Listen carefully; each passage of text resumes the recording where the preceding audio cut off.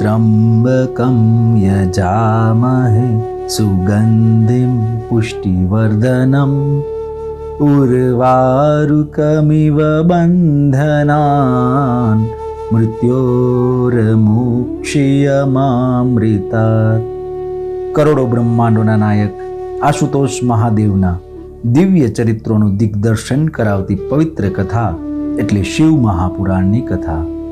સમસ્ત બ્રહ્માંડોમાં એકમાત્ર વ્યાપ્ત શિવ તત્વનું સૂક્ષ્માતિ સૂક્ષ્મ નિરૂપણ કરતું મહર્ષિ વેદવ્યાસ રચિત મહાપુરાણ એટલે શિવ મહાપુરાણ પૂજ્યપાદ સદગુરુ સ્વામી શ્રી નિર્દોષાનંદ સરસ્વતીજી મહારાજના કૃપાપાત્ર સદશિષ્ય સ્વામી શ્રી ભોળાનંદ સરસ્વતીજી મહારાજના સુરત મુકામે સંવંત 2080ના ચાતુર્માસ દરમિયાન તેઓ શ્રીના શ્રી મુખેથી પ્રવાહિત થયેલી શ્રી શિવ મહાપુરાણ કથા સત્સંગ સરિતા પૂજ્ય શ્રીની અત્યંત સરળ ભાવભક્તિપૂર્ણ સુસ્પષ્ટ અને સર્વગ્રાહ્ય સુમધુર વાણી દ્વારા વહેતી આ કથા સરિતા હૃદયમાં પ્રસ્ફુટિત કરે છે અદ્ભુત શિવચરણાનુરાગ।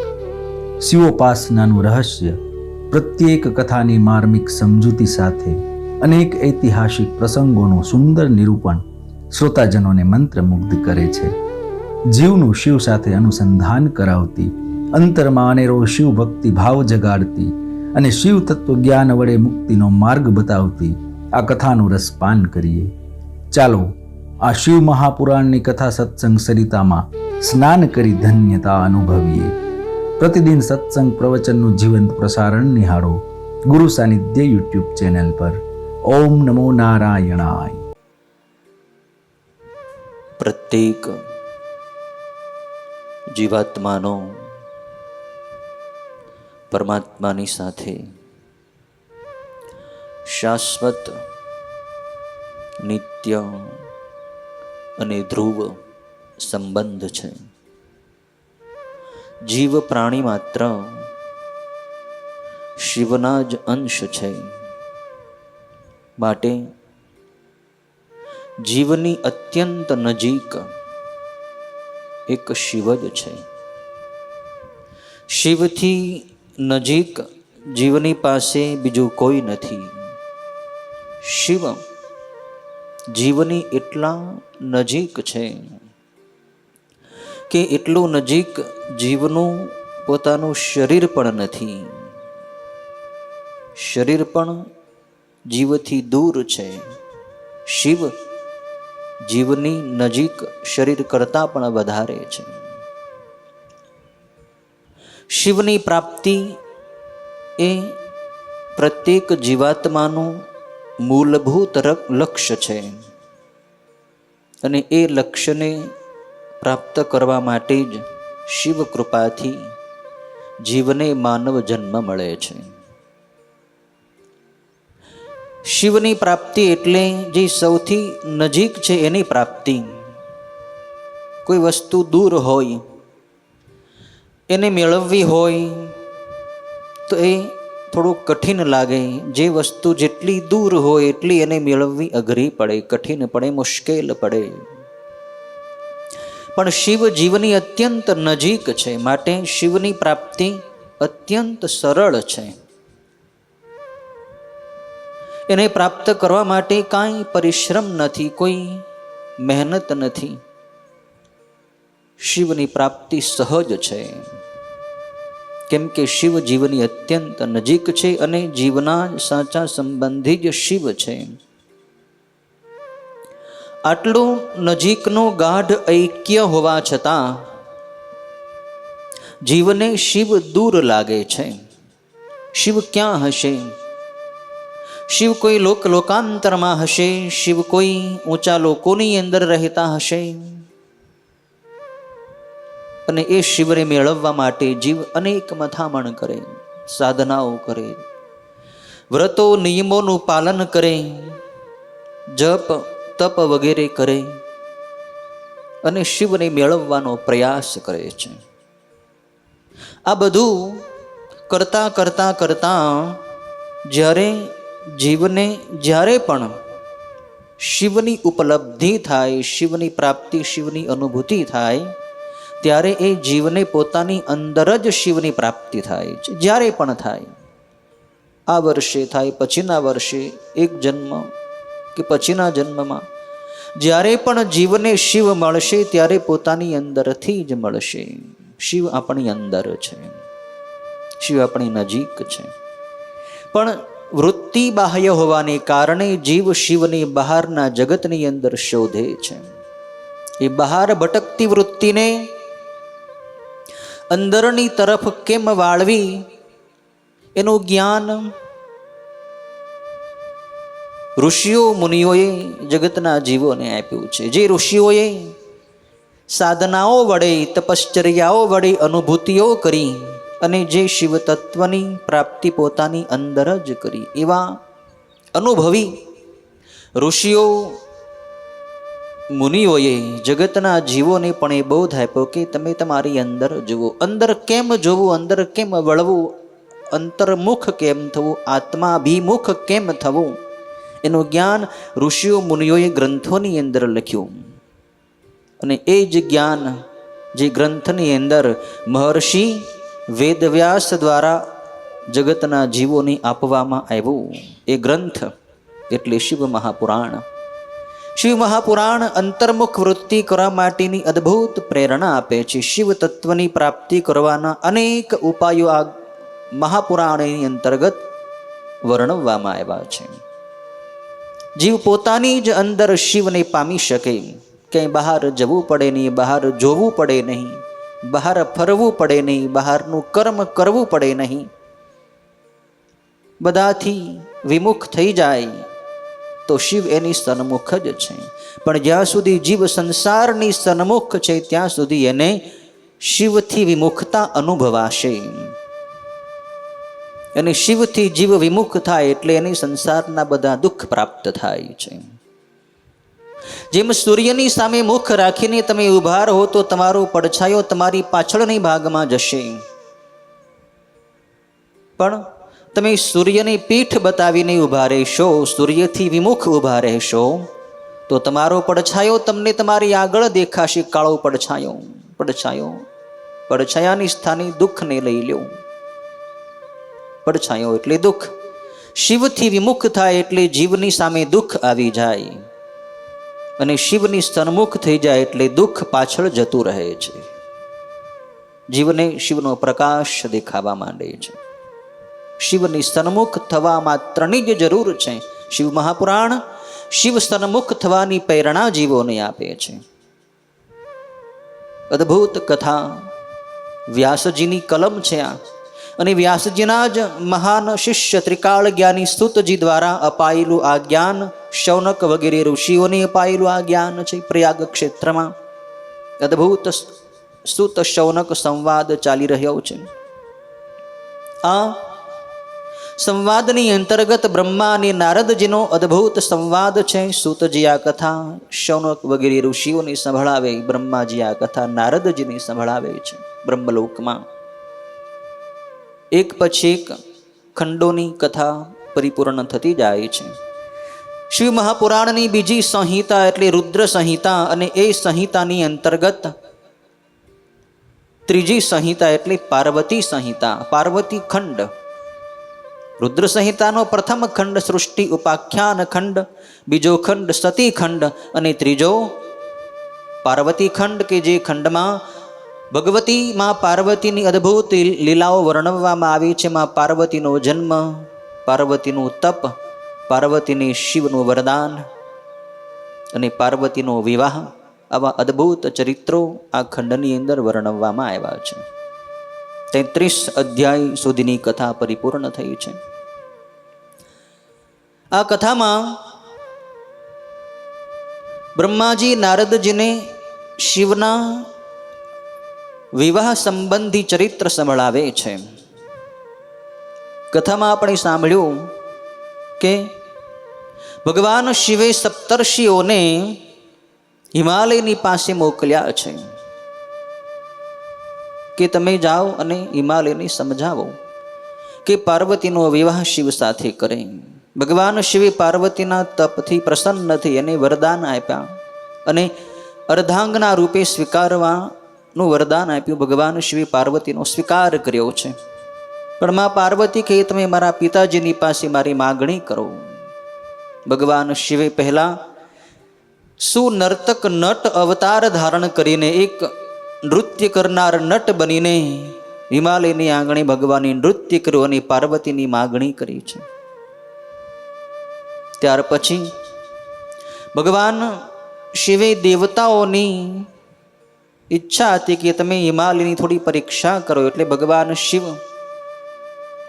વૈષ્ણવ બ્રાહ્મણ બનીને હિમાલયને ભ્રમિત કરે છે, શિવની નિંદા કરે છે. શિવ પોતે જ પોતાની નિંદા હિમાલયની પાસે કરે છે કે તારી પુત્રી તારે શિવને ન આપવી જોઈએ. શિવ તો બેડોળ રૂપવાળા છે, શિવને રહેવાને ઘર નથી, શિવને મા બાપ નથી, શિવનો કોઈ સગો સંબંધી નથી, ભૂતડાની સાથે રહે છે. શિવની માયાની અંદર હિમાલય અને એની પત્ની મેનકા મોહિત થઈ જાય છે. મેનકા શિવ નિંદા સાંભળીને ભ્રમિત થઈ જાય છે. એનો નિશ્ચય ડગી જાય છે કે મારે હવે મારી પુત્રી પાર્વતી શિવને નથી આપવી. એટલે કોપ ભુવનમાં જે મેનકા રીસ કરે છે ત્યારે એ મેનકાને સમજાવવા માટે અને હિમાલયને પણ સમજાવવા માટે ભગવાન શિવની પ્રેરણાથી સપ્તર્ષિઓ પાછા ત્યાં આવે છે. સપ્તર્ષિઓ હિમાલયને સમજાવે છે. હિમાલય તો તૈયાર થઈ જાય છે. પણ મેનકાને સમજાવવી કઠિન હતી. એટલે વશિષ્ઠ ઋષિના પત્ની અરુંધતી મેનકાને સમજાવે છે, હે દેવી મેનકા, શિવ અને પાર્વતી તો અભિન્ન છે. શિવથી પાર્વતી અલગ નથી. શિવ અને શક્તિ સાથે જ રહે છે. ભલે ગમે એટલા યુગો પસાર થઈ જાય, શિવથી શક્તિ અલગ થઈ શકતી નથી. આ તો શિવની લીલા છે, શક્તિની લીલા છે કે એ શક્તિ તારા ઘરે પાર્વતી રૂપે પ્રગટ થયા છે. પાર્વતીનો વિવાહ શિવ સાથે થશે એ અવશ્યંભાવી છે. એમાં કાંઈ ફેરફાર થાય એમ નથી. અને એટલા જ માટે તારી પુત્રી પાર્વતીએ ભગવાન શિવને ઉદ્દેશ્યને તપ કર્યું છે. ભગવાન શિવે એને સ્વીકારવાનું વરદાન પણ આપ્યું છે. તો માત્ર હવે તમારે આ વિવાહની તૈયારી જ કરવાની છે. આ સંબંધ નક્કી છે. શિવનો વિવાહ પાર્વતી સાથે જ થશે. પાર્વતી શિવ સિવાય બીજા કોઈ પુરુષ સાથે પરણશે નહીં, બીજા કોઈને વરશે નહીં. માટે તમે તમારી વહાલી દીકરી પાર્વતીનો વિવાહ શિવ સાથે નક્કી કરો. તમારી પુત્રીનો વિવાહ શિવ સાથે કરીને તમને તમારો યશ આ સૃષ્ટિ ઉપર સ્થાયી થઈ જશે યુગો યુગો સુધી. હે હિમાલય, તો શિવનો સસરો થઈશ અને શિવ પાર્વતીની કૃપા તારી ઉપર થશે. સપ્તર્ષિઓએ એ વિશે એક અનરણ્ય રાજાનો ઇતિહાસ પણ હિમાલયને સમજાવ્યો છે કે હે હિમાલય, જેમ તારે 100 પુત્રો પછી એક પુત્રી પાર્વતીનો જન્મ થયો, એ જ રીતે અનરણ્ય નામનો રાજા થઈ ગયો. એને પણ એક પદ્મા નામની પુત્રી હતી. 34મા અધ્યાયની અંતર્ગત અનરણ્ય રાજાનું ચરિત્ર સપ્તર્ષિઓ વતી વશિષ્ઠ ઋષિ સમજાવે છે હિમાલયને. વશિષ્ઠ ઋષિ કહે છે કે હે ગિરિરાજ હિમાલય, અનરણ્ય નામનો રાજા ઇન્દ્ર સાવરણી નામના 14મા મનુના વંશમાં થઈ ગયો. જેમ અત્યારે વૈવસ્વત મનવંતર ચાલી રહ્યો છે. જે સમયમાં જે મનુ રાજાનો સમય હોય, જે મનુ રાજા થઈ ગયા હોય, એના નામથી એનો કલ્પ ચાલતો હોય છે, એનો મન્વંતર ચાલતો હોય છે. અત્યારે વૈવસ્વત નામના મનુનો મન્વંતર કાળ ચાલી રહ્યો છે. એમ જ્યારે 14મો મન્વંતર ચાલી રહ્યો હતો અને એ 14મા મન્વંતરના મનુ હતા ઇન્દ્ર સાવરણી, એ સમયમાં એના જ વંશમાં આ અનરણ્ય નામનો રાજા થઈ ગયો. અને એ રાજા 7 દ્વીપો સહિત આખી પૃથ્વીનો રાજા હતો અને ભગવાન શિવનો ખાસ ભક્ત હતો. શિવનો મહાન ભક્ત આ અનરણ્ય રાજા, એણે ભૃગુ ઋષિની પાસે ભૃગુ ઋષિને પુરોહિત બનાવીને 100 મોટા મોટા યજ્ઞો કર્યા હતા. 100 યજ્ઞો કરવાથી સો અશ્વમેધ યજ્ઞો કરવાથી શતક્રતુ કહેવાય છે. શતક્રતુ એટલે ઇન્દ્ર. ઇન્દ્ર બનવું હોય તો 100 અશ્વમેધ યજ્ઞો કરવા પડે. એ જ રીતે આ અનરણ્ય રાજાએ 100 યજ્ઞો પરિપૂર્ણ કર્યા અને દેવતાઓએ એને ઇન્દ્ર બનાવવાની તૈયારી કરી, પણ છતાં અનરણ્ય રાજા કહે છે કે મારે ઇન્દ્રપદ જોતું નથી, હું જે રાજ્ય કરું છું એમાં મને સંતોષ છે, મારે તો શિવની ભક્તિ કરવી છે. આવો આ પવિત્ર રાજા હતો અને એને 100 પુત્રો પછી એક પદ્મા નામની કન્યાનો જન્મ થયો હતો. પદ્મા અતિ રૂપ લાવણ્યવતી કન્યા હતી. જ્યારે એ યુવતી થઈ, યુવાન થઈ, ત્યારે એના પિતા અનરણ્ય રાજાએ એનો વિવાહ કરવા માટે બધી તૈયારી કરવા માંડી. દેશ દેશાંતરોમાંથી રાજકુંવરોને આમંત્રિત કરવા લાગ્યો એ અનરણ્ય રાજા.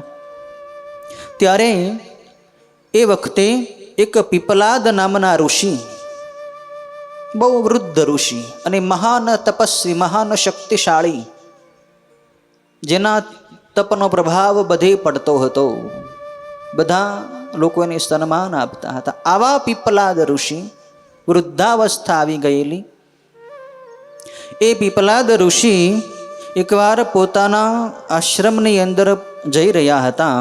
એ વખતે એક ગંધર્વને અને એની પત્ની, ગંધર્વ પત્નીને વિહાર કરતા આ ઋષિએ જોયા. પીપલાદ ઋષિની દ્રષ્ટિ એક ગંધર્વ અને ગંધર્વની પત્નીના વિહાર ઉપર ગઈ. એ ગંધર્વ પોતાની પત્ની સાથે આનંદપૂર્વક વિહાર કરતો હતો. એ જોઈને પીપલાદ ઋષિને પણ ઈચ્છા થઈ કે હું પણ વિવાહ કરું, મારે પણ સ્ત્રી જોઈએ, સ્ત્રી સુખ મારે પણ લેવું છે. એક વૃદ્ધ ઋષિ અને એ પણ તપસ્વી, પાછા શરીર સાવ કૃશ છે, શરીરમાં માત્ર અસ્થિ જ દેખાય છે. આવી કાયા છતાં એક કામાસક્ત ગંધર્વને જોઈને ઋષિનું મન ચલાયમાન થયું છે. કામ અતિ બળવાન છે, બલબલા તપસ્વીઓને પણ એ મોહિત કરે, ચલાયમાન કરે છે.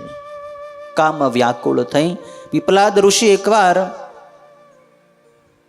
નદી કિનારે સ્નાન કરવા માટે, પુષ્પભદ્રા નદીમાં સ્નાન કરવા માટે જઈ રહ્યા હતા.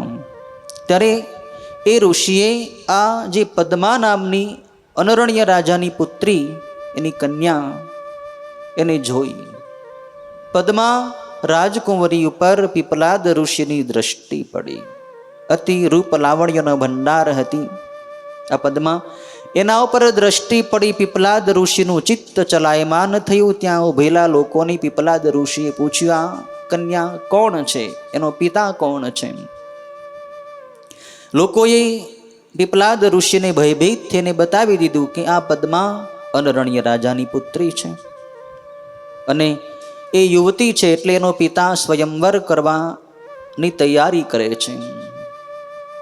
પીપલાદ ઋષિને થયું કે મારે આ પદ્મા સાથે વિવાહ કરવો છે. તુરંત સ્નાન આદિ ક્રિયા પૂર્ણ કરી પીપલાદ ઋષિ અનરણ્ય રાજાની સભામાં પધારે છે. ઋષિનું આગમન થયું. અનરણ્ય રાજાએ એનું સ્વાગત કર્યું, પૂજન મધુપર્ક વગેરે આપીને કર્યું છે.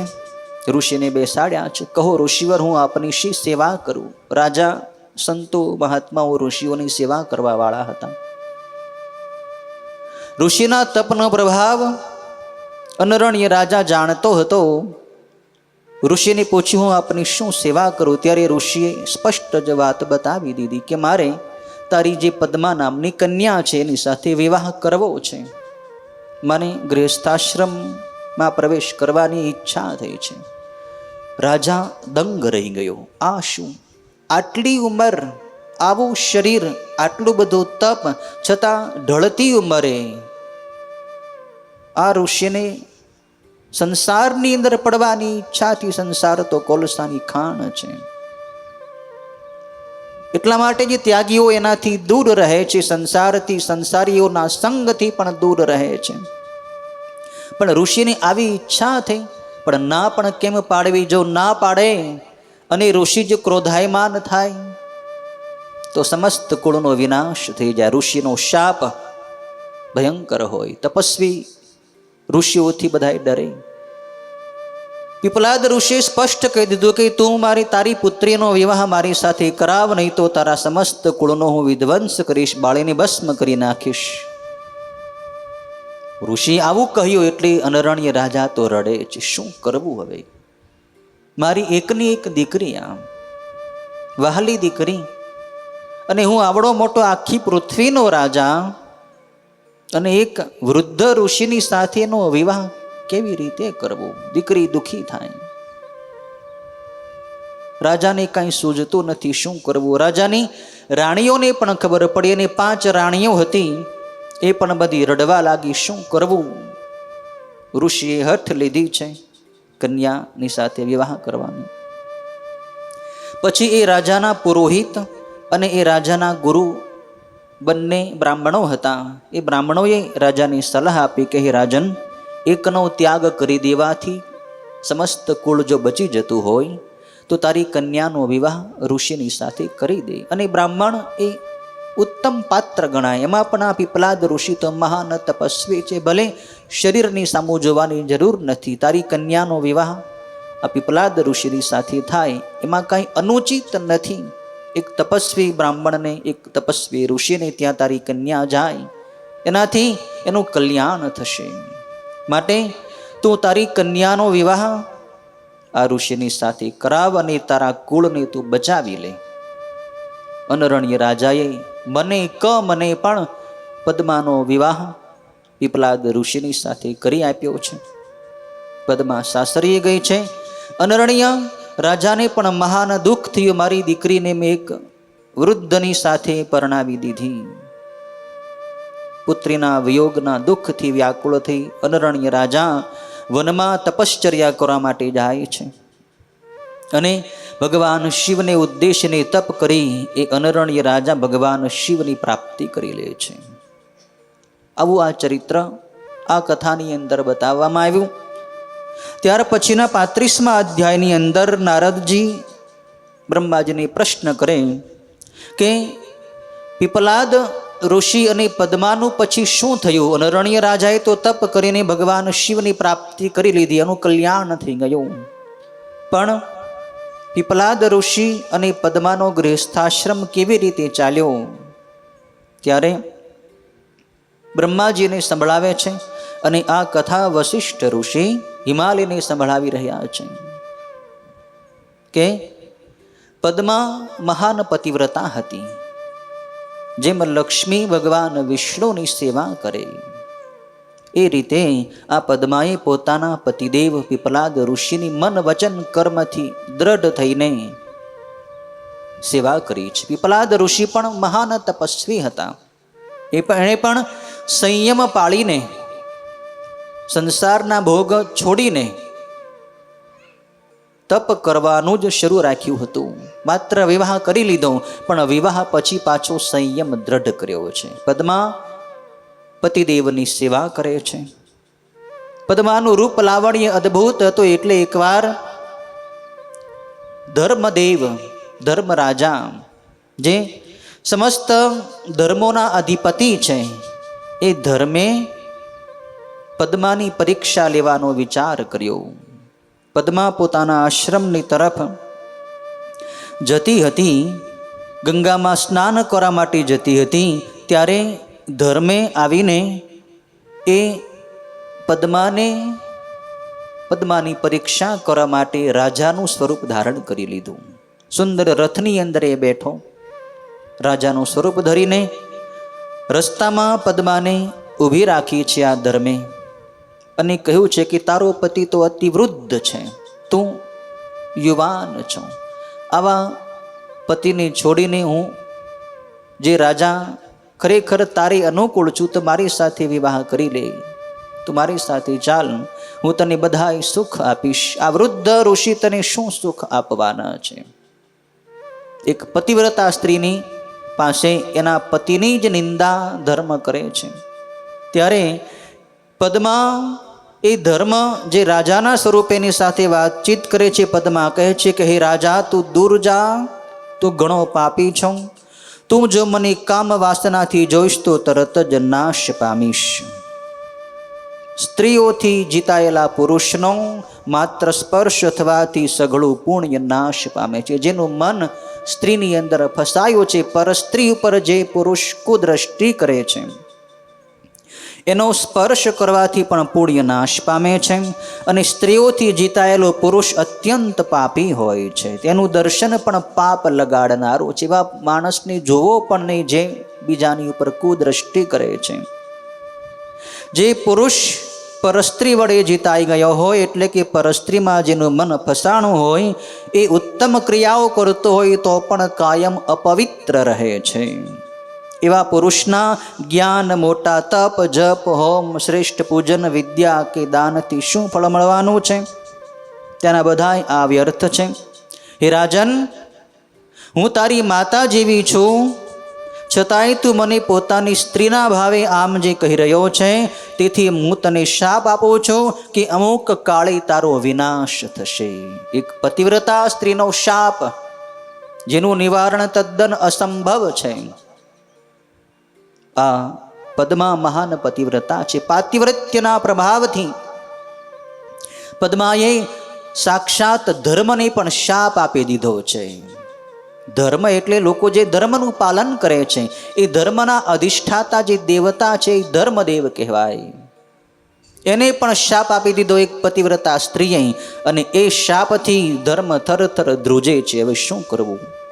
એક પતિવ્રતા સ્ત્રીનો શાપ મળ્યો છે, ત્યારે પછી મૂળ સ્વરૂપે પ્રગટ થઈ ધર્મ પદ્માની પાસે ક્ષમા માગે છે કે હે પતિવ્રતા દેવી, મને ક્ષમા કરો, હું માત્ર આપની પરીક્ષા કરવા માટે અહીં આવ્યો હતો, પણ આપે મને શાપ આપી દીધો છે. ખરેખર મેં જે નિંદ્ય કર્મ કર્યું એનું ફળ મને મળી ગયું, પણ શાપનું કંઈક નિવારણ થાય એની કૃપા કરો. શાપમાંથી હું કેવી રીતે છૂટું? ત્યારે પદ્માને પણ થયું કે ઓહો, આપ સાક્ષાત ધર્મ છો. મને પણ ખ્યાલ રહ્યો નહીં, કેમ કે આપે મને ઠગી છે, આપે મને છેતરી છે. બીજું સ્વરૂપ ધારણ કરી તમે મારી સાથે આવી રીતે વાર્તાલાપ કર્યો, એટલે સ્વાભાવિક છે કે પતિવ્રતા સ્ત્રીને ક્રોધ આવે જ. મારાથી શાપ અપાઈ ગયો. પતિવ્રતા સ્ત્રીનો શાપ ક્યારે નિષ્ફળ જતો નથી. આ આકાશ, આ બધી દિશાઓ અને વાયુઓ જો કદાચ નાશ પામે તો પણ સતીનો શાપ ક્યારેય નાશ પામતો નથી, વ્યર્થ જતો નથી. હે દેવોના રાજા, જેમ પૂનમે ચંદ્ર પૂર્ણ થઈ પ્રકાશે છે, તેમ તમે રાત દિવસ સર્વકાળે ખરેખર પૂર્ણ થઈ પ્રકાશો છો. અને તમે જો નાશ પામશો, જો સૃષ્ટિ ઉપરથી ધર્મનો વિનાશ થઈ જાય તો સૃષ્ટિ દુઃખી થાય. હવે કરવું શું? પણ હું એક ઉપાય બતાવું છું હે ધર્મદેવ, હે દેવમાં શ્રેષ્ઠ. એ ઉપાય એ છે કે ત્રેતા યુગમાં તમારો 1/4 ભાગ ઓછો થશે. સત્ય યુગમાં તમે પૂર્ણ રીતે હશો, પણ સત્યયુગ પૂરો થાય, ત્રેતા યુગ શરૂ થશે, ત્યારે તમારો જે ચોથો ભાગ હોય એનો વિનાશ થશે. ચોથા ભાગનો ધર્મ નાશ પામશે. દ્વાપર યુગમાં બીજો પણ ચોથો ભાગ નાશ પામશે, એટલે કે અડધો ધર્મ નષ્ટ થઈ જશે. દ્વાપર યુગ પૂરો થાય અને કળિયુગ આવશે, ત્યારે ધર્મનો માત્ર 1/4 જ ભાગ બાકી રહેશે. 3 ભાગ નષ્ટ થઈ ગયા હશે. અને જ્યારે કળિયુગ પૂર્ણ થવાની તૈયારી હશે, ત્યારે જગતમાંથી સંપૂર્ણપણે ધર્મ વિનાશ પામશે. કળિયુગની પૂર્ણતા હોય ત્યારે જગતમાં બધી પાપ ફેલાઈ જશે અને ધર્મ કર્મ કોઈ કરશે નહીં. ધર્મની મર્યાદા છોડીને લોકો બેફામ વર્તન કરશે, પાપમાં પ્રવૃત્ત થશે. પણ વળી પાછો કળિયુગ પૂર્ણ થઈ પાછો સતયુગ આવશે, ત્યારે વળી તમે પૂર્ણ રૂપે પ્રગટ થશો. આવી રીતે તમારા શાપનું નિવારણ મેં તમને કહ્યું છે. હવે તમે તમારા સ્થાને જાઓ અને હું મારા પતિની સેવા કરવા માટે મારા આશ્રમમાં જાઉં છું. આ રીતે જ્યારે પદ્મા ત્યાંથી જતી હતી, ત્યારે ધર્મે એના ઉપર પ્રસન્ન થઈ પદ્માને આશીર્વાદ આપ્યા છે, પદ્માને વરદાનો આપ્યા છે કે હે પતિવ્રતા પદ્મા, તારા તપને, તારા પાતિવ્રત્ય વ્રતને ધન્ય હો. હું તને આશીર્વાદ આપું છું કે તારો પતિ યુવાન થશે અને કાયમ એ યુવાન રહેશે. અને માર્કંડે ઋષિ જે 7 કલ્પની આયુષ્યવાળા છે, એના કરતાં પણ તારા પતિની આયુષ્ય વધારે થશે. તારા પતિદેવ કુબેર કરતાં પણ વધારે ધનવાન થશે, ઇન્દ્ર કરતાં પણ વધારે ઐશ્વર્યવાળા થશે. ભગવાન વિષ્ણુની અંદર જેવી શિવની ભક્તિ છે એવી શિવ ભક્તિ તારા પતિની અંદર પણ આવશે. તારા પતિ ભગવાન વિષ્ણુ જેવા શિવભક્ત થશે અને કપિલ ઋષિ કરતાં પણ વધારે સિદ્ધ થશે. સર્વ સિદ્ધમાં સર્વશ્રેષ્ઠ સિદ્ધ કપિલ ઋષિ કહેવાય છે, જે સાંખ્ય શાસ્ત્રના રચયિતા છે. એના જ જેવા સિદ્ધ તારા પતિ પિપલાદ ઋષિ થશે અને બુદ્ધિના બૃહસ્પતિ જેવા અને સમભાવે કરી બ્રહ્મા જેવા થશે. હે પતિવ્રતા પદ્મા, તારું પણ યૌવન સદાય સ્થિર રહેશે અને પોતાના પતિ કરતાં પણ વધારે તેજસ્વી 10 પુત્રોની તું માતા થઈશ. તારા પતિ જેટલા તેજવાળા છે એના કરતાં પણ વધારે તેજવાળા તને 10 પુત્રો થશે અને સર્વ સંપત્તિઓથી ભરપૂર નિરંતર પ્રકાશવાળા અને કુબેર કરતાં પણ વધારે સંપત્તિથી ભરપૂર ઘર તને પ્રાપ્ત થશે અને આ રીતે તારું સુખ સૌભાગ્ય નિરંતર વધ્યા કરશે. આ રીતે વરદાન અનેક આપ્યા છે ધર્મદેવે પદ્માને. પદ્મા પછી ધર્મની પરિક્રમા કરી ત્યાંથી પોતાના આશ્રમમાં આવતી રહે છે. સપ્તર્ષિઓ આ ઇતિહાસ સંભળાવીને હિમાલયની અને મેનકાને સમજાવે છે કે જેમ અનરણ્ય રાજાએ પદ્માનો વિવાહ પીપલાદ ઋષિ સાથે કર્યો, એમ હે હિમાલય, તું પણ તારી પુત્રી પાર્વતીનો વિવાહ ભગવાન શિવ સાથે કર. શિવથી શ્રેષ્ઠ જગતમાં બીજું છે કોણ?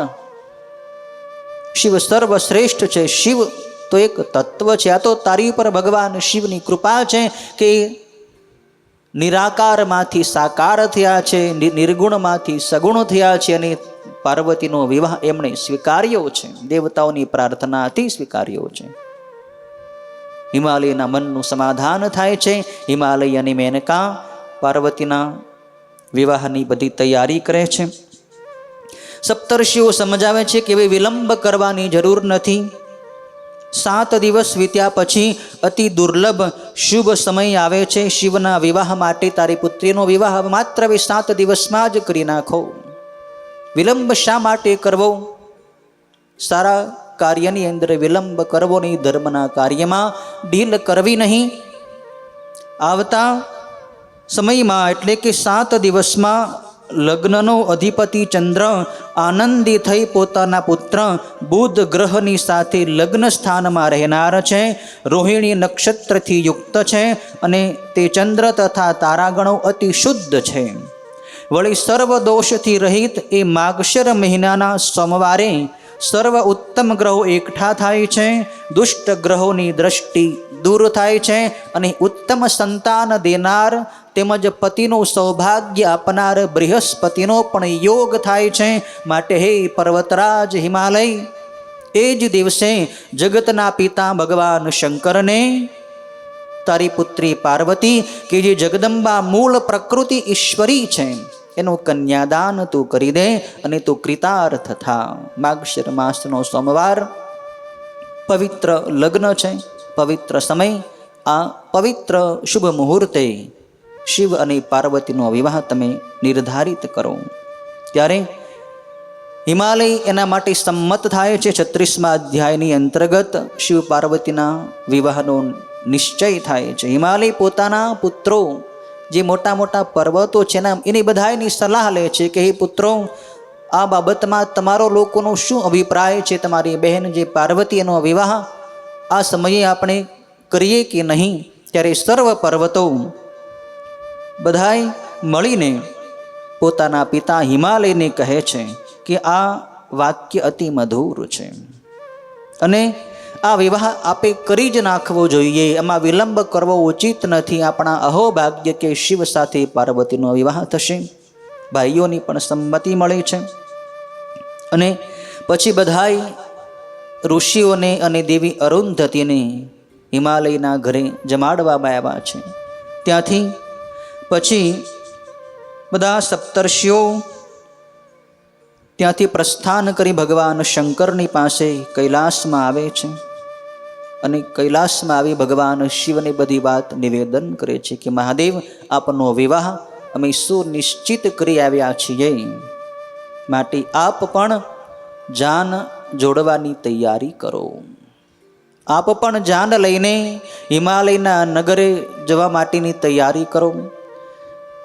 37મા અધ્યાયની અંદર શિવ પાર્વતીના વિવાહની તૈયારીઓ કઈ રીતે થઈ છે એની સુંદર કથા બ્રહ્માજી નારદજીને સંભળાવે છે.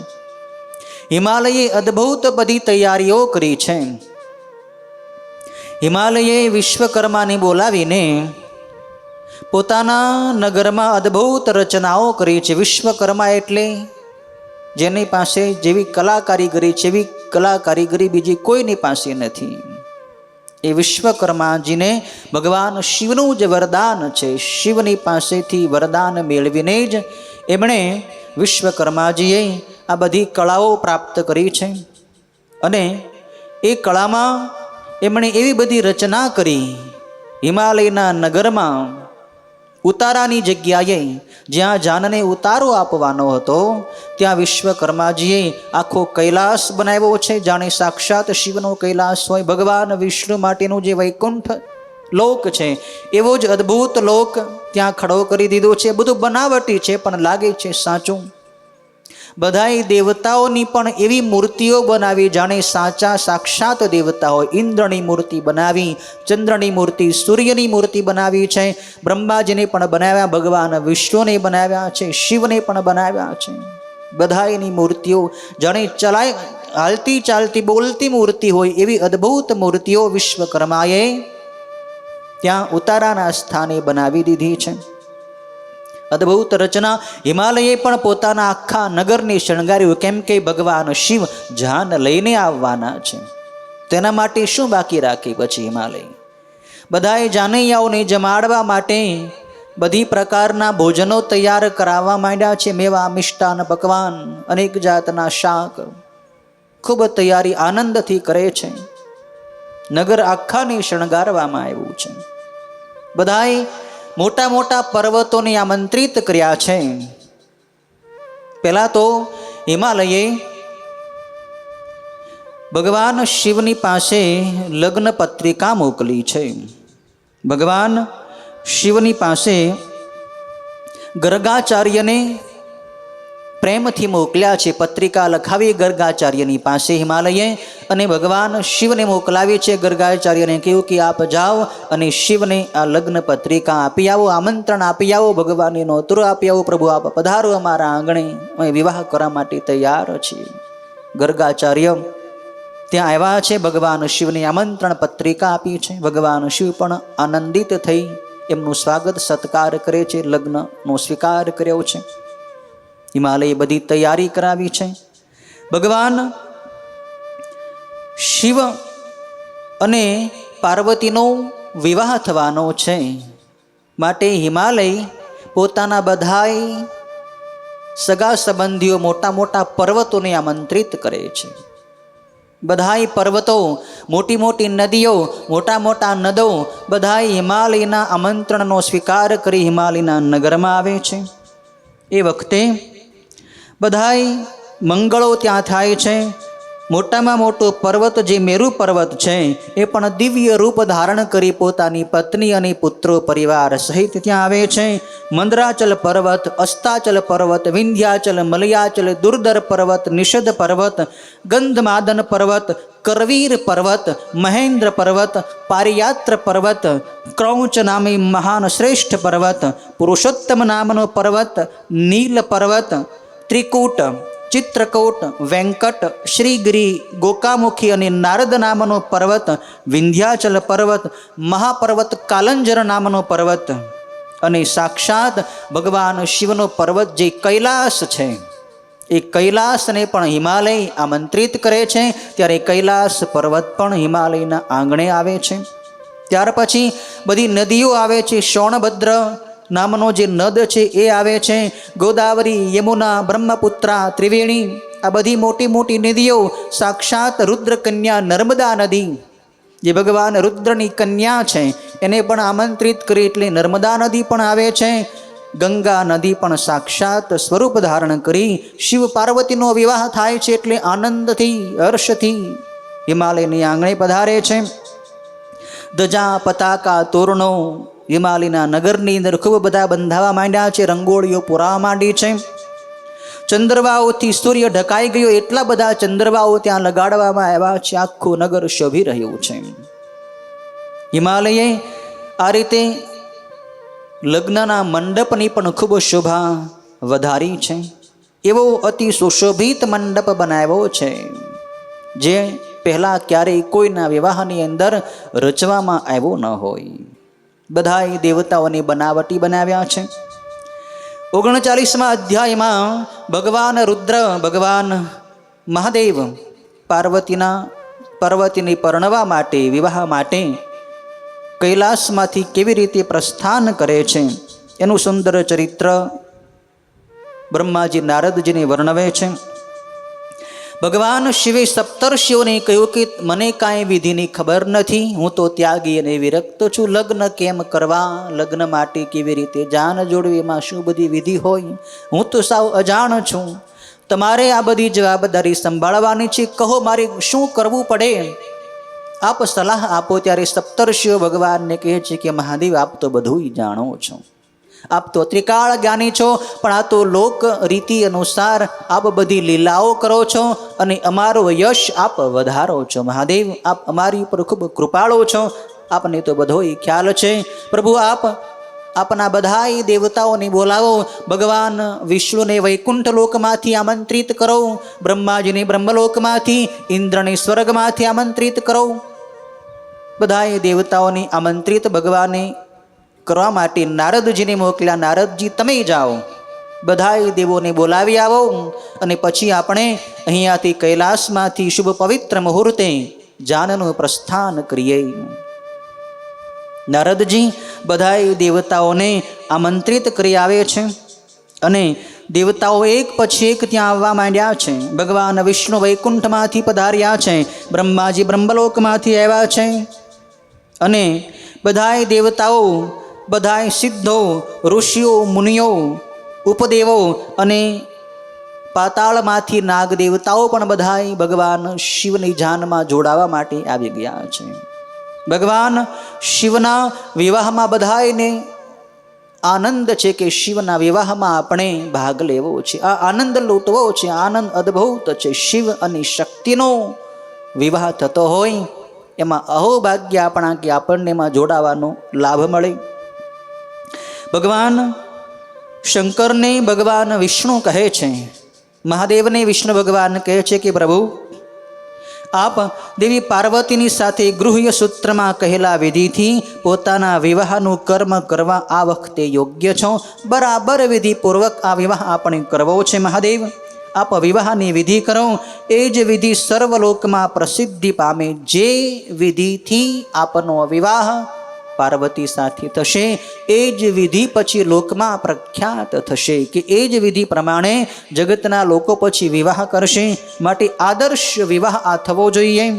મહાદેવ, લોકમાં પોતાનો યશ પ્રખ્યાત કરતા આપ મંડપ વિશેના સ્થાપન અને નાંદી શ્રાદ્ધ કુળ ધર્મ પ્રમાણે પ્રેમથી કરાવો. ભગવાન આ રીતે બધી વિધિ કરાવે છે. બધાએ ઋષિઓને પણ વિધિની જવાબદારી સોંપે છે. ગર્ગ ઋષિ, અગસ્ત્ય ઋષિ, ચ્યવન ઋષિ, શિલાદ ઋષિ, દધીચી, ઉપમન્યુ, ભરદ્વાજ, અકૃત, વ્રણ, પીપલાદ, કુશિક, કૌત્સ અને શિષ્યો સહિત વ્યાસ અને આ તેમજ બીજા ઘણાય મુનિઓ જે ભગવાન શિવની પાસે આવ્યા હતા, જે વેદ અને વેદાંગના પારગામી ઋષિઓ હતા, એ બધાએ કૌતુક મંગલ કરી વેદોક્ત વિધિ પ્રમાણે ભગવાન મહેશ્વરના લગ્નની વિધિ કરાવે છે. બધાએ ઋષિઓએ ઋગ્વેદ, યજુર્વેદ, સામવેદના સૂક્તો વડે તેમજ બીજા અનેક સુભાષિતો વડે પ્રેમથી પુષ્કળ મંગળ કર્મો કર્યા છે. વિઘ્નની શાંતિ માટે પ્રેમથી ગ્રહોનું પૂજન કર્યું છે. તે પછી અત્યંત પ્રસન્ન થયેલા ભગવાન શંકર સર્વલૌકિક તથા વૈદિક કર્મ યથાયોગ્ય કરીને હર્ષથી બ્રાહ્મણોને વંદન કરે છે અને ત્યાર પછી મહેશ્વર બધાય બ્રાહ્મણોને તથા દેવતાઓની આગળ કરીને પર્વતોમાં ઉત્તમ એ કૈલાસ પર્વત ઉપરથી પ્રસ્થાન કરી આનંદપૂર્વક જાન લઈને ત્યાંથી નીકળે છે. ભગવાન શિવનું ત્યાંથી પ્રસ્થાન થયું છે. આનંદ કલ્લોલ સાથે બધાય ત્યાંથી પ્રસ્થાન કરી હિમાલય તરફ જઈ રહ્યા છે. 40મા અધ્યાયમાં બધાય ભગવાનના જે ગણો છે એ કેટલી સંખ્યામાં ભગવાનની સાથે વિવાહ માટે ગયા છે એનું વર્ણન છે. ભગવાન શિવે પોતાના ગણ જે નંદી છે એને સ્પષ્ટ આજ્ઞા કરી કે અમુક થોડાક જ ગણોને અહીંયા કૈલાસમાં તમે બધી તૈયારી માટે રાખી મૂકો, બાકી બીજા બધાય ગણોએ આ વિવાહના ઉત્સવની અંદર જોડાવાનો છે, માટે બધાય આવો, આપણે આનંદથી જવું છે. એટલે કરોડો અને અબજોની સંખ્યામાં બધાય ગણો ભગવાનની સાથે વિવાહમાંના આ વિવાહ કર્મની અંદર જોડાય છે અને બધાય ત્યાં જવા લાગ્યા છે.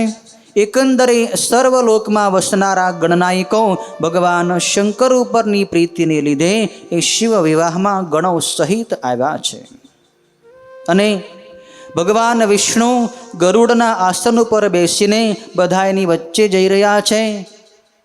બ્રહ્માજી કમળ ઉપર બેસીને, હંસ ઉપર બેસીને ત્યાં જઈ રહ્યા છે. બધાય દેવતાઓ પોતપોતાના વાહનોની ઉપર સવાર થઈને આ શિવ વિવાહની અંદર જઈ રહ્યા છે.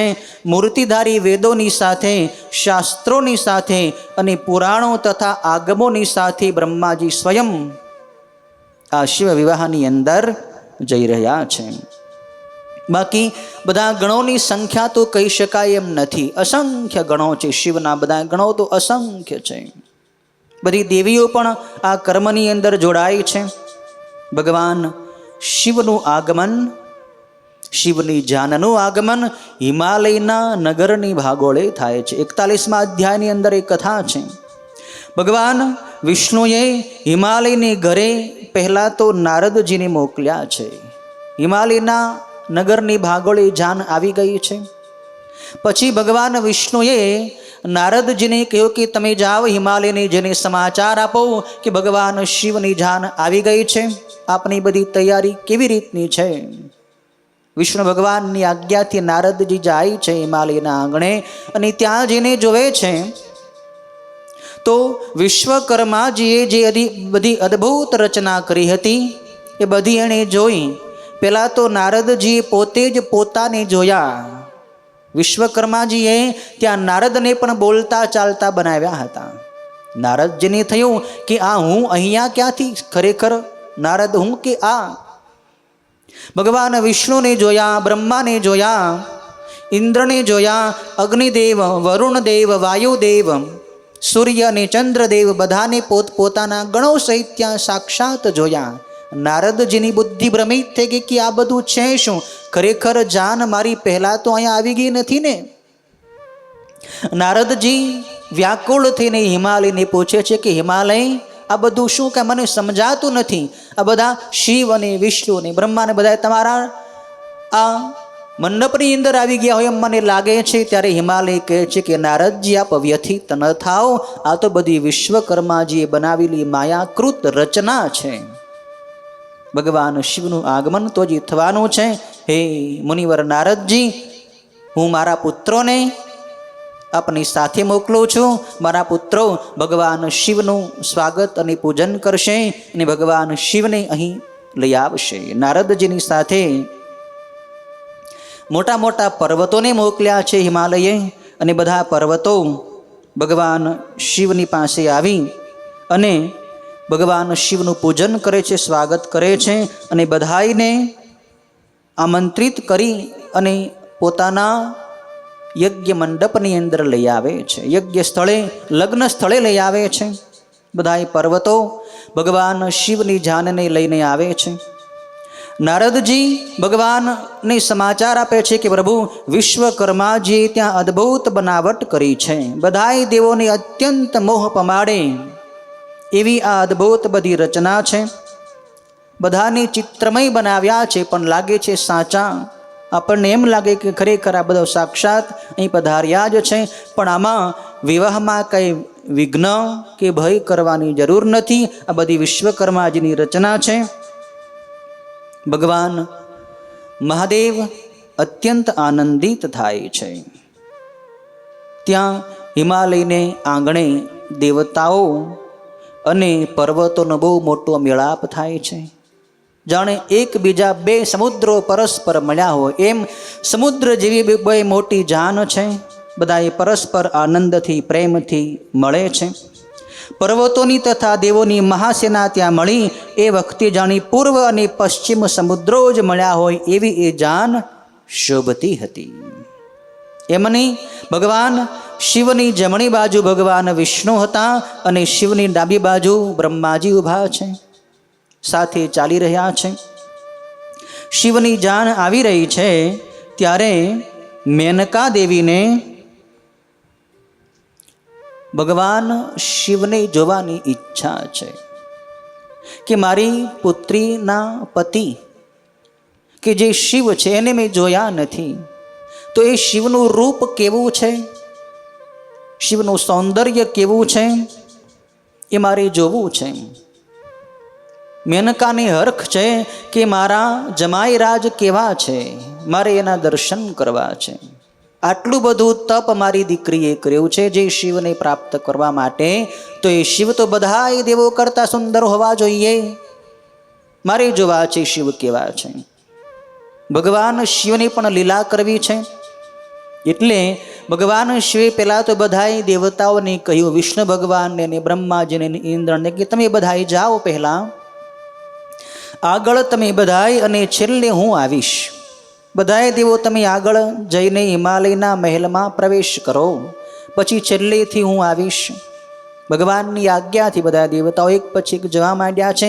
નારદજીને ભગવાન મહાદેવ પ્રેરણા કરે કે તમે જાઓ, મેનકાને બધાય દેવતાઓનો પરિચય અપાવો. નારદજી ભગવાનની આજ્ઞા મેળવીને ભગવાનનો સંકેત સમજી ગયા નારદજી કે મહાદેવ મેનકાને મોહ પમાડવા ઈચ્છે છે. એટલે નારદજી મેનકાની પાસે આવ્યા છે.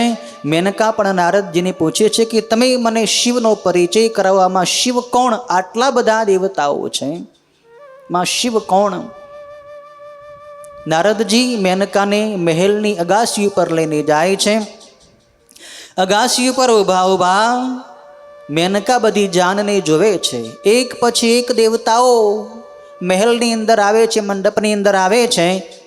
ત્યારે મેનકા બધાનો પરિચય નારદજીને પૂછે છે. પહેલાં તો મોટામાં મોટા ગંધર્વો આવવા માંડ્યા અને એ ગંધર્વોનો રાજા જે વસુ છે એ આવ્યો. એને જોઈને મેનકાએ નારદજીને પૂછ્યું કે મારી દીકરીનો પતિ જે શિવ છે એ શું આ છે? ત્યારે નારદજી કહે કે ના, આ તો એક શિવના સામાન્ય ગણ જ છે, આ શિવ નથી, આ તો એક શિવના સામાન્ય સેવકો છે.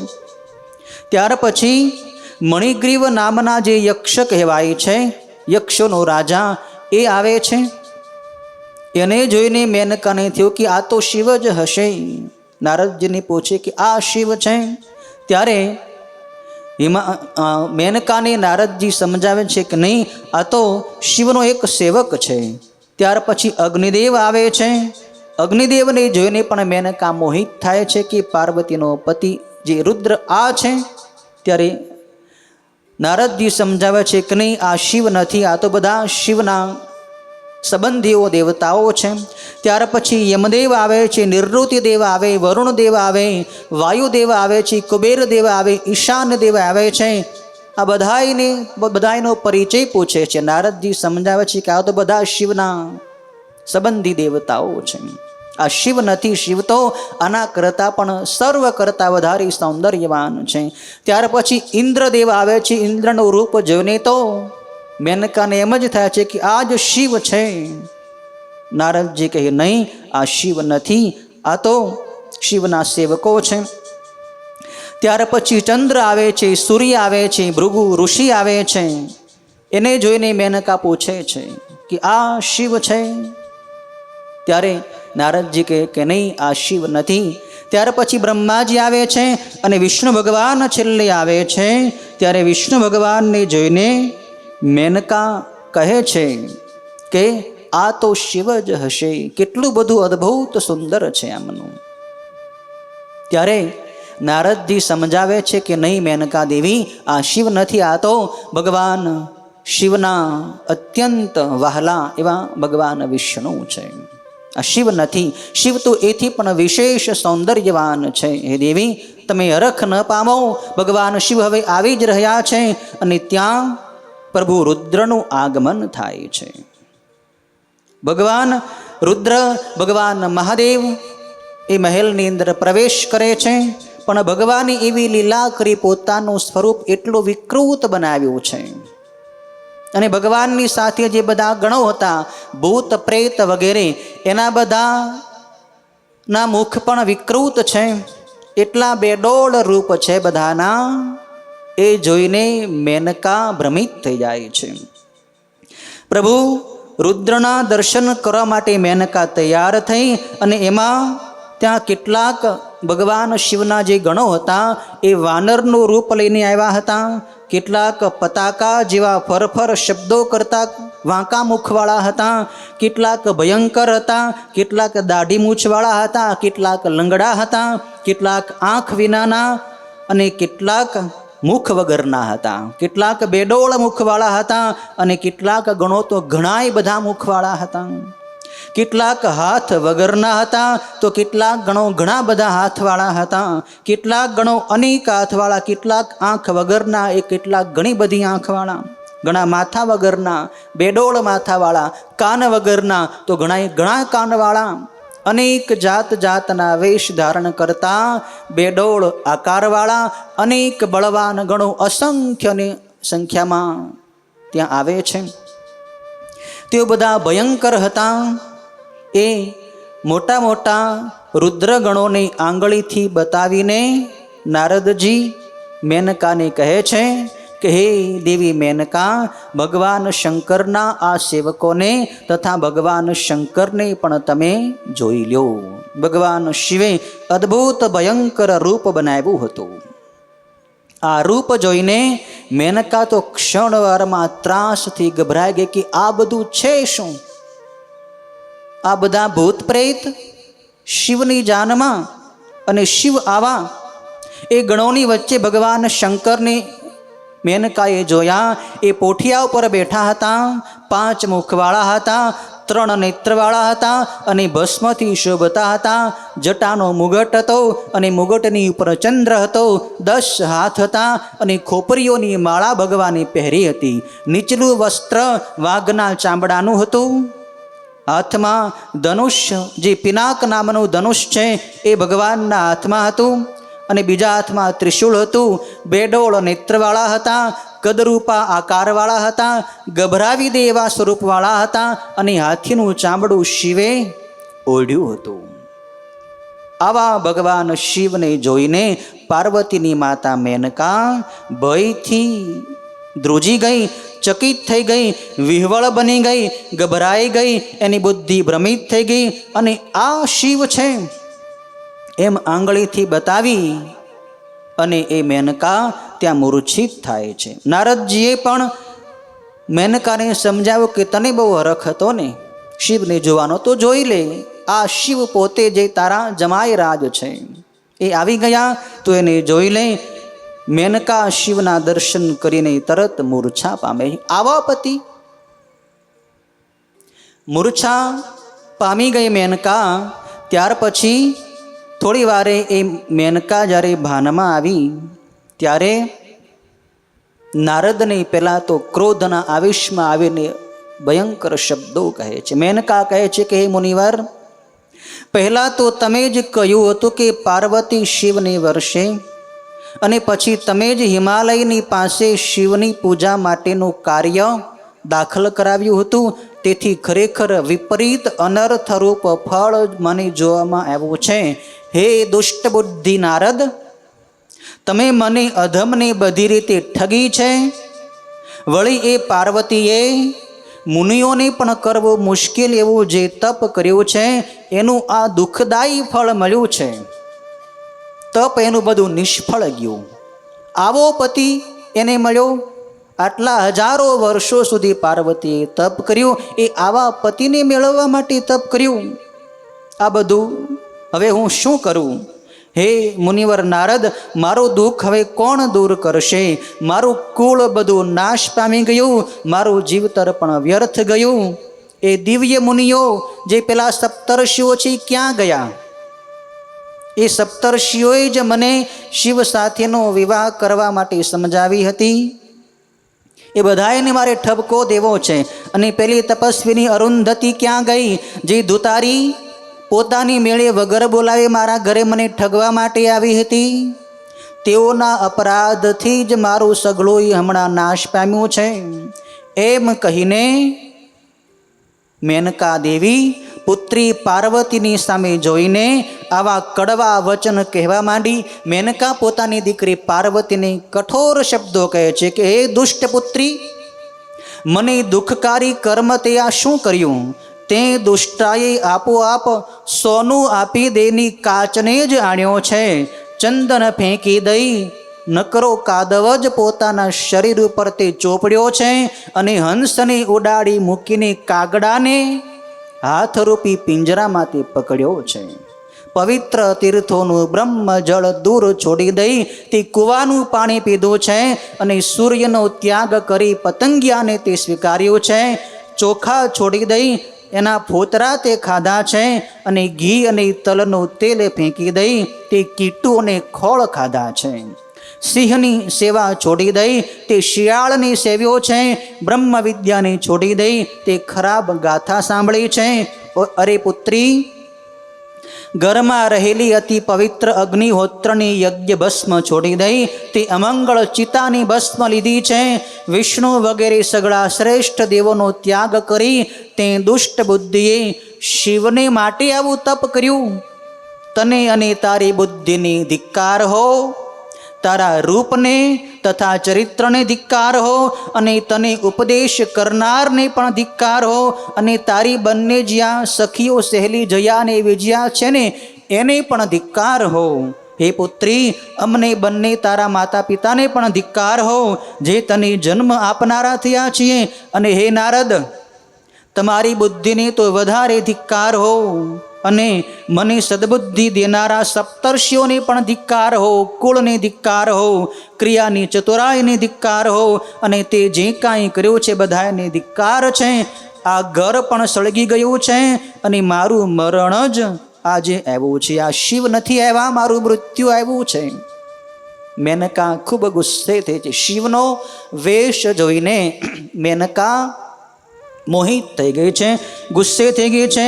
કહે છે કે પર્વતોનો આ રાજા મારી પાસે હવે ન આવો, અને સપ્તર્ષિઓ મને પોતાનું મોઢું જ ન દેખાડો. બધાએ એકઠા મળીને શું સાધ્યું છે? કુળનો નાશ જ કરાવી નાખ્યો. હું વાંઝણી કેમ ન રહી? અથવા મારો ગર્ભ કેમ ગળી ન પડ્યો? અથવા હું જ કેમ ન મરી ગઈ? અથવા મારી છોકરી પાર્વતી કેમ ન મરી ગઈ? અથવા અમને બધાને આકાશમાં જે રાક્ષસ કેમ ન ખાઈ ગયો? હમણાં હું તારું માથું કાપી નાખું છું. હે પાર્વતી, શરીરના ખોખાને રાખીને હવે હું શું કરવાની છું? તને છોડી દઈને પણ હું ક્યાં જાઉં? મારું જીવતર હણાઈ ગયું. ભયંકર વિલાપ કરે છે મેનકા. એમ કહીને મેનકા એકદમ બેભાન થઈને ધરતી ઉપર ઢળી પડી, અને શોક તથા રોષથી વ્યાકુળ થઈ ગઈ, અને પોતાના પતિની પાસે જ ન ગઈ. એ વખતે મોટો હાહાકાર થઈ ગયો કે હવે કરવું શું? જે પાર્વતીની માતા છે એ જ રીસાણી છે, એને મનાવવી કેમ? નારદજી મેનકાને સમજાવે કે હે મેના, તે શિવનું સાચું સુંદર રૂપ હજી જોયું નથી, જાણ્યું નથી. આ તો ભગવાન શિવે લીલા કરી છે. આ એમનું ખરેખર સાચું રૂપ નથી. શિવનું રૂપ તો એટલું અદ્ભુત છે, કરોડો કામદેવનું સૌંદર્ય એની પાસે ફિક્કું પડી જાય એટલું અદ્ભુત શિવનું રૂપ છે. આ તો ભગવાન શિવે તને છેતરી છે, મોહિત કરવા માટે આ બધી ભગવાન શિવની લીલા છે. તું કંઈક ધીરજ રાખ, હમણાં ભગવાન શિવ સુંદર રૂપ બનાવશે. પણ મેનકા માનતી નથી. નારદજીને ઠપકો આપે છે કે ઓ દુષ્ટ, ઉઠ, તું અહીંથી દૂર જા, તું અધમમાં પણ અધમ છે. પછી બધા ઇન્દ્રાદી લોકપાલો આવીને મેનકાને મનાવે કે હે મેના, હે પિતૃઓની કન્યા, તું મારું વચન આનંદથી સાંભળ. આ સાક્ષાત શિવ જ સર્વ કરતા શ્રેષ્ઠ છે અને અતિશય સુખકારક છે. તારી પુત્રીએ અતિ દુસ્સહ તપ કર્યું હતું, એ જોઈને ઉત્તમ ભક્તો પર પ્રેમવાળા ભગવાન શિવ તારા આંગણે આવ્યા છે ને તું અહીં રિસાઈને પડી છો, તો ઉઠ, ઊભી થા અને વિવાહ જલ્દી કરાવ. પછી વારંવાર ખૂબ વિલાપ કરતી મેનકા દેવતાઓને કહે છે કે ઉગ્ર રૂપવાળા શંકરને મારે કન્યા આપવી જ નથી. તમે બધા શા માટે મને મનાવો છો? તમે આ મારી પુત્રીના રૂપને કેવળ વ્યર્થ કરવા ધારો છો. આમ કહીને વશિષ્ઠ વગેરે સાતે ઋષિઓ પણ ત્યાં આવ્યા. એમણે પણ એ મેનકાને મનાવી છે કે હે પર્વતની પત્ની, અમે આ કાર્ય સાધવા માટે આવ્યા છીએ, તો તું આવો વિરુદ્ધ વર્તન કેમ કરે છો? ત્યારે મેનકા બોલી કે હું આ મારી પુત્રીને શસ્ત્રો વડે મરાવી નાખીશ, પણ શંકરને તો આ કન્યા નહીં જ આપું. તમે બધાય દૂર જાઓ, તમારે કોઈએ મારી પાસે આવવું જ નહીં. ત્યારે પછી હિમાલય આવે છે. હિમાલય મેનકાને સમજાવે છે કે મેના, તું મારું વચન સાંભળ. તું આજે વ્યાકુળ કેમ થઈ ગઈ? તારા ઘરે કોણ કોણ આવ્યા તું જોતો ખરી? આવા મોટા મોટા દેવતાઓ આવ્યા છે, આખા દેવતાઓનો સમાજ આપણા આંગણે આવ્યો છે, એ તું જાણતી નથી? તેઓની તું નિંદા કેમ કરે છો? તું ભગવાન શંકરને જાણતી નથી. તેથી જ જાત જાતના રૂપ તથા નામ ધરનાર ભગવાન શંભુનું વિકટ બેડોળ રૂપ જોઈને તું વિહવળ થઈ છું. મેં તો શંકરને જાણ્યા છે, એ શિવ તો સર્વનું રક્ષણ કરનારા છે, પૂજ્યોના પણ પૂજ્ય છે. તું હઠ ન કર, દુઃખ છોડી દે, જલ્દી ઊભી થા અને વિવાહ માટેની બધી તૈયારી કર. આ બધાએ દેવો આપણા બારણે આવ્યા હતા અને આવું વિકટ રૂપ ભગવાન શિવે તને પહેલાં પણ એકવાર નટ બનીને દેખાડ્યું હતું. એ જ શિવે આજે પણ તને ભ્રમિત કરી છે. ત્યારે મેનકા પોતાના પતિને કહે છે કે હે નાથ, મારું વચન તમે સાંભળો અને પછી તમારે જે કરવું હોય એ કરો. આ પુત્રી પાર્વતીને પકડીને ગળે બાંધીને તમે એને નીચે પર્વત ઉપરથી નીચે ફેંકી દો. હું શંકરને આ પાર્વતી અવશ્ય નહીં જ આપું. અથવા સમુદ્ર ઉપર જઈ દયા છોડીને તમે આ છોકરીને સમુદ્રની અંદર ડૂબાડી દો. તમે વિકરાળ રૂપવાળા શંકરને જો આ પુત્રી આપશો તો હું અવશ્ય મારા શરીરનો ત્યાગ કરી દઈશ. અતિ હઠ કરે છે મેનકા. પાર્વતીને આપવાની ના પાડે, પાર્વતીને ડૂબાડી દો પાણીમાં, પણ શિવને તો નહીં જ. ત્યારે માં પાર્વતી પોતાની માતા મેનકાને સમજાવે છે કે હે માતા, તમને વિપરીત બુદ્ધિ થઈ ગઈ છે, એ ખરેખર અશુભ કરનારી છે. તમે ધર્મનો આશ્રય કરનારા છો, છતાં ધર્મનો ત્યાગ કેમ કરો છો? આ રુદ્ર કોઈ બીજા નથી, આ તો સાક્ષાત ઈશ્વર છે, જે સર્વની ઉત્પત્તિનું કારણ છે. આ શંભુને સર્વ વેદોમાં સુંદર રૂપવાળા તથા સુખદાયી વર્ણવ્યા છે. આ શંકર મહાન ઈશ્વર હોય, સર્વ દેવોના પણ પ્રભુ છે અને સ્વયં પ્રકાશ છે. હે માતા, અનેક જાતના રૂપ તથા નામ ધરનારા એમને વિષ્ણુ તથા બ્રહ્માજી પણ પૂજે છે, સેવે છે, વંદે છે. એ પ્રભુ સર્વનું આશ્રય સ્થાન છે. તમે આમ કેમ મોહિત થયા છો? હે માતા, તમે ઉઠો અને કાળજીથી જીવન સફળ કરો. મને ભગવાન શંકરની અર્પણ કરી તમે પોતાનો ગૃહસ્થાશ્રમ સફળ કરો. હે માતા, હું આપને સત્ય કહું છું, મારી વિનંતી આપ સ્વીકારો. જો તમે મને શંકરને નહીં આપો તો હું બીજા કોઈ વરને વરવાની નથી. બીજાને ઠગનારો શિયાળ સિંહનો ભાગ કઈ રીતે મેળવે? હે માતા, મેં જાતે મન, વચન અને કર્મથી ભગવાન શિવને જ સેવ્યા છે. હું શિવને જ વરી ચૂકી છું. પછી બાકી તારી જે ઈચ્છા હોય એમ તું કર, બાકી મારો નિર્ણય અટલ છે. ને પાર્વતી સ્પષ્ટ કહે છે.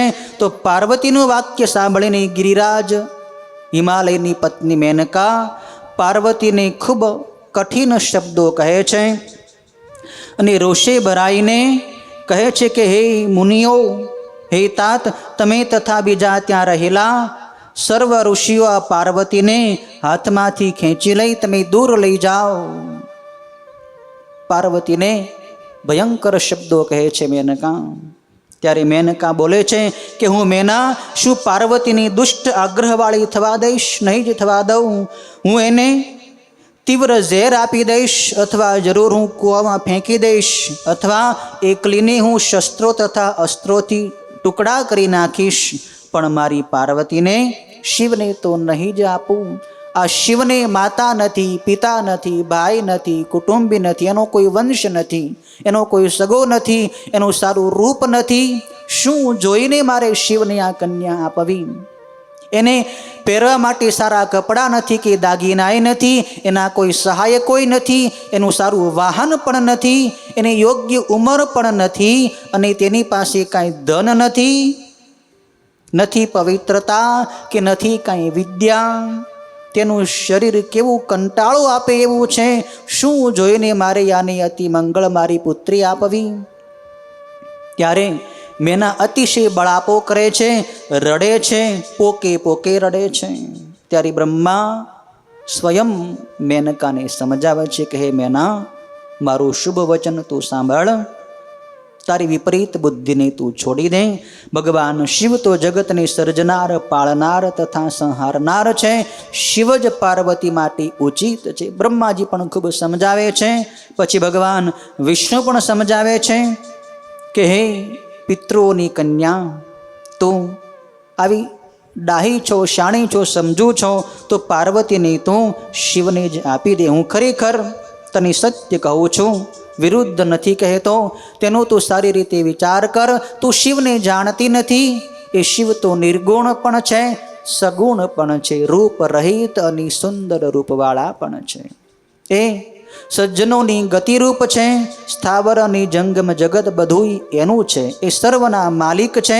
બ્રહ્માથી માંડીને થુંબડા સુધીનું જે કાંઈ જગત દેખાય છે બધું શિવ સ્વરૂપ જ છે. હે દેવી પાર્વતી, હે દેવી મેનકા, તું તારી હઠ છોડી દે, તું દુઃખ ત્યજી દે અને શિવનું ભજન કર. તેથી મોટો આનંદ થશે તને, અને તારું દુઃખ જતું રહેશે, અને પાર્વતીનો વિવાહ તું શિવ સાથે કરાવ. એમ ભગવાન વિષ્ણુએ જ્યારે મેનકાને સમજાવી, ત્યારે મેનકાનું મન કંઈક કોમળ થયું, અને ભગવાન વિષ્ણુની સલાહ એના મનમાં કંઈક સ્થિર થઈ. પરંતુ શિવને કન્યા નહીં આપવાની હઠ તો એણે છોડી જ નહીં. કેમ કે એ વખતે મેનકા શિવની માયાથી ઘણી જ મોહિત થઈ ગઈ હતી. તેણે પોતાની વાત તો પકડી જ રાખી.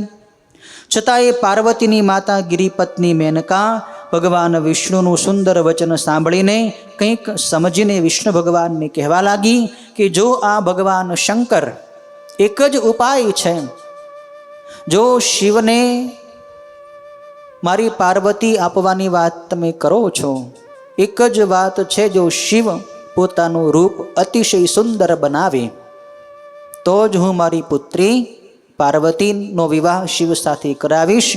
જો શિવ સુંદર શરીરવાળા થાય તો જ મારે તેમને મારી પુત્રી આપવી છે. નહીં તો કરોડો પ્રયત્નો તમે બધા કરો તો પણ હું મારી પુત્રી શિવને નહીં આપું. આ મારું વચન દ્રઢ છે અને સત્ય છે. હું મારી હઠ છોડવાની નથી. આવું સ્પષ્ટ કહી દીધું.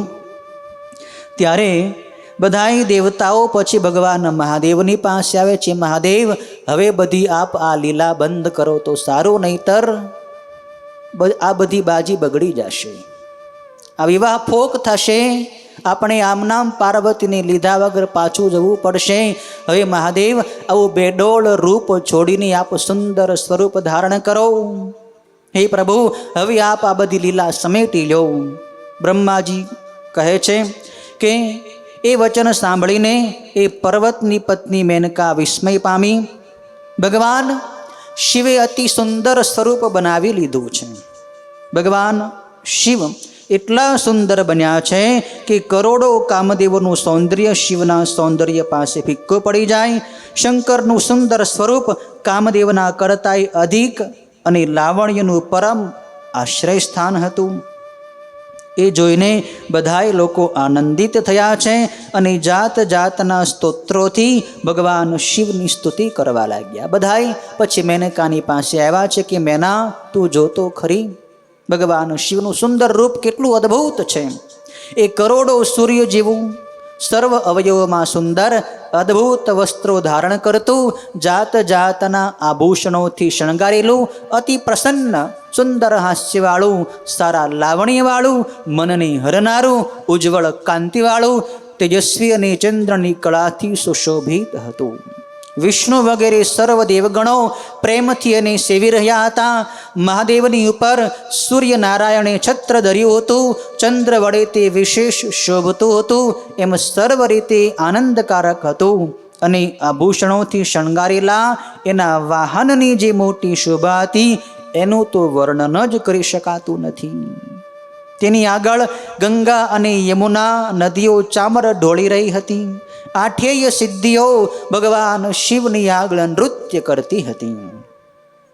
એ વખતે મારી સાથે ભગવાન વિષ્ણુ તથા ઇન્દ્રાદિ દેવો પોતપોતાનો વેશ સારી રીતે શણગારીને ભગવાન શંકરની સાથે ચાલવા લાગ્યા. તેમજ જય જય એમ શબ્દો બોલતા અનેક રૂપવાળા ગણો સારી રીતે શણગારેલા તથા અતિ હરખાતા ભગવાન શંકરની આગળ ચાલવા લાગ્યા. ત્યારે મેનકા આ બધાને જોઈને બોલી કે, હે મહેશાન, મારી પુત્રીને ધન્ય છે જેણે મોટું તપ કર્યું છે, જેના પ્રભાવથી અહીં મારે ઘરે આપ પધાર્યા છો. હે શિવ સ્વામીન, મેં પ્રથમ જે દુર્લંઘ્ય શિવ નિંદા કરી છે તેની આપ ક્ષમા કરો અને હવે આપ ખૂબ પ્રસન્ન થાઓ. ભગવાન શિવનું રૂપ જોઈને મેનકા પછી શરમાઈ ગઈ કે ખરેખર મારી મૂઢતા હતી. ભગવાન શિવની માયાથી હું મોહિત થઈ ગઈ હતી. શિવને તો કોણ જાણી શકે, મોટા મોટા યોગીઓ પણ જાણી ન શકે, તો હું મંદમતી અબળા સ્ત્રી શું જાણી શકું? મહાદેવ, મને ક્ષમા કરો, મેં આપની નિંદા કરી, એનો અપરાધ મને માફ કરો. આમ સારી રીતે કહીને મેનકાએ ચંદ્રશેખર ભગવાન શિવની ખૂબ સ્તુતિ કરી છે. બે હાથ જોડીને પ્રણામ કરી એ પર્વતની પત્ની લજ્જા પરાયણ હતી, એટલે કે એની લાજ આવી ગઈ, શરમ આવી ગઈ. એટલામાં નગરની સ્ત્રીઓ અનેક જાતના કામ પડતા મૂકીને ત્યાં દોડી આવી. એવો ઘણી ખરી નગરમાં વસનારી હતી અને શિવના દર્શન માટે આતુર હતી. શિવના દર્શન કરીને હિમાલયના નગરની બધી સ્ત્રીઓ પણ પરમ આનંદ પામી છે. બધું ઘરનું કામ પડતું મૂકીને ભગવાન શિવના દર્શન માટે આજે ધન્ય છે મારા નેત્રોને. જે શિવના દર્શન માટે હજારો વર્ષો સુધી યોગીઓ તપશ્ચર્યા કરતા હોય છતાં દર્શન ન થાય એ શિવ આજે અમારા આંગણે પધાર્યા છે, તો અમે કેમ દર્શન ન કરી? બધાને ખૂબ આનંદ છે. નગરવાસી સ્ત્રીઓ કહે છે કે હિમાલયના નગરવાસી લોકોના નેત્રો આજે સફળ થયા છે. એટલું જ નહીં, પણ જેણે જેણે શિવનું જે આ રૂપ જોયું છે ને એનો જન્મ હવે સફળ થઈ ગયો. સર્વ પાપનો નાશ કરનારા શિવના જેણે સાક્ષાત દર્શન કર્યા છે એનો જ જન્મ સફળ થયો છે અને એની જ બધી ક્રિયાઓ સફળ થઈ છે. વિશેષ રીતે તો અમારી આ પાર્વતીની ધન્ય છે, કેમ કે એમણે શિવ માટે તપ કર્યો છે અને શિવને પતિ તરીકે મેળવીને આ શિવાદેવી ધન્યવાદને પાત્ર અને કૃતાર્થ થયા છે. પાર્વતીની ધન્ય છે.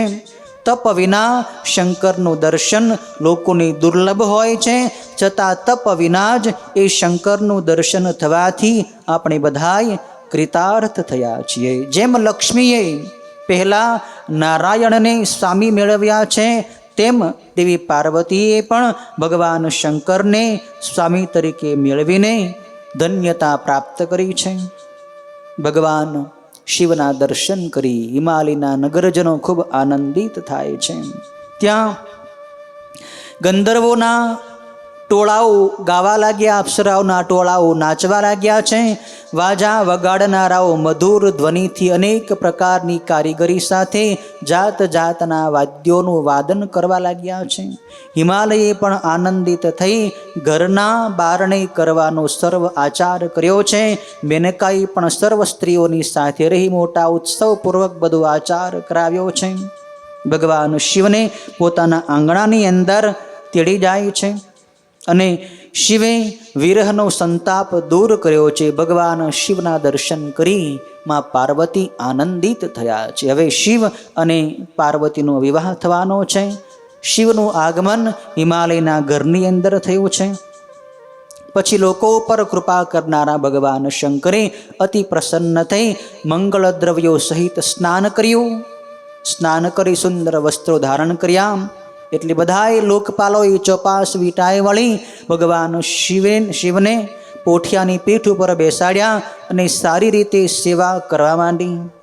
પછી તેઓ બધાએ પ્રભુની આગળ કરી વાદિંત્રો વગાડતા અને ગમ્મત કરતા એ યજ્ઞ મંડપ તરફ જવા લાગ્યા છે. વિવાહ કાર્યના જાણકાર પુરોહિતે ભગવાન શંકર માટે મધુપર્ક વગેરે જે કરવું જોઈએ એ બધી વિધિ હર્ષથી કરી છે. એ વખતે મેં પુરોહિતને પ્રેરણા કરી ત્યારે તેણે પ્રસંગને ઘટતું જે ઉત્તમ મંગલ કાર્ય કરવું જોઈએ એ બધું ત્યાં કર્યું છે. એ સ્થળે બૃહસ્પતિ વગેરે બધાએ બ્રાહ્મણો કન્યાદાનને યોગ્ય લગ્ન તપાસી રહ્યા કે હવે કન્યાદાન કરવાનો સમય આવી ગયો છે. ત્યાં ગર્ગાચાર્ય બેઠા હતા. તેમણે જ્યારે એક ઘડી બાકી રહી ત્યારે ઓમકાર પૂર્વક વેદોચ્ચાર કર્યો અને પુણ્યાહ વાચન ચાલુ કર્યું છે. તેમજ એ ગર્ગાચાર્યે ચોખાની અંજલિ ભરીને ભગવાન શિવ ઉપર ચડાવવા માટે પાર્વતીને આપ્યો છે કે હે દેવી પાર્વતી, તમે તમારા પતિદેવ શિવની ઉપર અક્ષતનો વરસાદ કરો, અક્ષત ચડાવો. એટલે એ ચોખામાં પાર્વતીએ ભગવાન શિવને ચડાવ્યા છે. એ પાર્વતીએ ત્યાં ઘણા આનંદિત થઈ દહીં, ચોખા, દર્ભ તથા જળ વડે ભગવાન શંકરનું સારી રીતે પૂજન કર્યું છે. એ વખતે જેમને માટે પહેલાં પોતે શ્રેષ્ઠ તપ કર્યું હતું એ શંકરને માં પાર્વતીએ મહાપ્રેમથી જોતા અત્યંત શોભવા લાગ્યા. એ વખતે ગર્ગાદિ મુનિઓની સાથે રહી મેં સૂચના કરી એટલે લૌકિક આચાર માટે સારી રીતે તત્પર થઈ એ શંકરે પણ પાર્વતીનો સત્કાર કર્યો છે. અરસપરસ બંનેનું પૂજન થયું છે.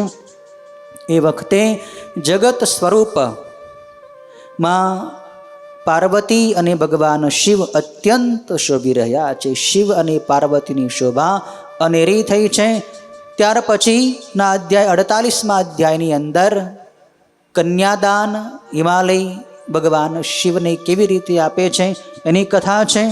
અને એ વખતે ભગવાન શિવ અને પાર્વતીના ત્યાં મંગલ ફેરા કઈ રીતે ફરવામાં આવે છે, કઈ રીતે વિવાહની વિધિ કરવામાં આવી છે એની સુંદર કથા બ્રહ્માજી નારદજીને અને સૂતજી શૌનક વગેરે ઋષિઓને આવતીકાલે સંભળાવશે. ઓમ પૂર્ણમદઃ પૂર્ણમિદં પૂર્ણાત પૂર્ણમુદચ્યતે પૂર્ણસ્ય પૂર્ણમાદાય પૂર્ણમેવાવશિષ્યતે. ઓમ શાંતિ શાંતિ શાંતિ. ઓમ નમઃ શિવાય. ઓમ નમઃ શિવાય. ઓમ હર હર ભોલે નમઃ શિવાય. ઓમ હર હર ભોલે નમઃ શિવાય. ઓમ નમઃ શિવાય. ઓમ નમઃ શિવાય. ઓમ નમઃ શિવાય. ઓમ નમઃ શિવાય. ઓમ હર હર ભોલે નમઃ શિવાય. ઓમ હર હર ભોલે નમઃ શિવાય. ઓમ નમઃ શિવાય. ઓમ નમઃ શિવાય. ઓમ નમઃ શિવાય. ઓમ નમઃ શિવાય. ઓમ હર હર ભોલે નમઃ શિવાય. ઓમ હર હર ભોલે નમઃ શિવાય. ઓમ નમઃ શિવાય. ઓમ નમઃ શિવાય. ઓમ નમઃ શિવાય. ઓમ નમઃ શિવાય. ઓમ હર હર ભોલે નમઃ શિવાય. ઓમ હર હર ભોલે નમઃ શિવાય. ઓમ નમઃ શિવાય. ઓમ નમઃ શિવાય. ઓમ નમઃ શિવાય. ઓમ નમઃ શિવાય. ઓમ હર હર ભોલે નમઃ શિવાય. ઓમ હર હર ભોલે નમઃ શિવાય. ઓમ નમઃ શિવાય. ઓમ નમઃ શિવાય. ઓમ નમઃ શિવાય. ઓમ નમઃ શિવાય. ઓમ હર હર ભોલે નમઃ શિવાય. ઓમ હર હર ભોલે નમઃ શિવાય. ઓમ નમઃ પાર્વતી પતયે. હર હર મહાદેવ હર.